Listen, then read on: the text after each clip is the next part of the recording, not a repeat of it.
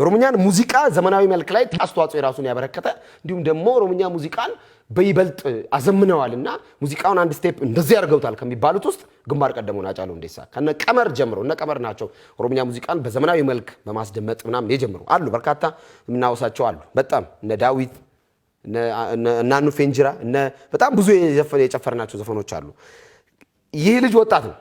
አሁን እዛ የሽልማት ሂደት ላይ ምን ተፈጠረ እኔ እንደ አንድ አበስ ገበርኩ እንደሚል ሰው አንድ ነገር ማንሳት እፈልጋለሁ በተለይ ደግሞ የድምጻ ሃጫሉ ሁንዴሳ ባለቤት እዛው አዋርድ ላይ ተገኝታ ነበር አትሊስት ሽልማቱን እንደው ሃጫሉ ሁንዴሳ ይሸለም አይሸለም ይገባዋል አይገባው ምናምን የሚለው ክርክር ውስጥ ሌላ ነው የሃጫሉ ሁንዴሳ ባለቤት አለች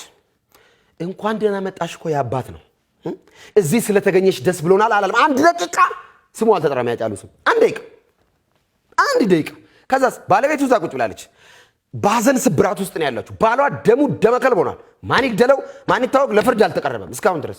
በዚህ ህመም ውስጥ ያለ ሴት እዛ ቦታ ተገኝታለች ሞራል ሆንኩ እኮ ስብራቷን ህመሟን አልፋ የተገኘች ሴት እንኳን ደህና መጣሽ የሃጫሉ ሁንዴሳ ባለቤት ብላችሁ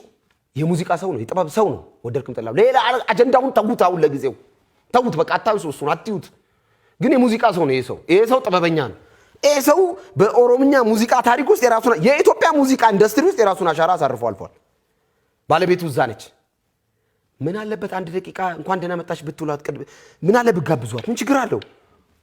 ችግር አለው መጣች አይደል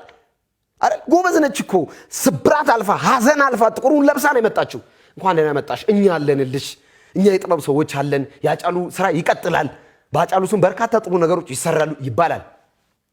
ኢትዮጵያ ውስጥ እየኖርን ኮነ ኢትዮጵያውያን ኮነን በደንብ ስሙኝ ይሄን ነገር እዚህ ሀገር አዋርዶች ላይ በደንብ ስሙኝ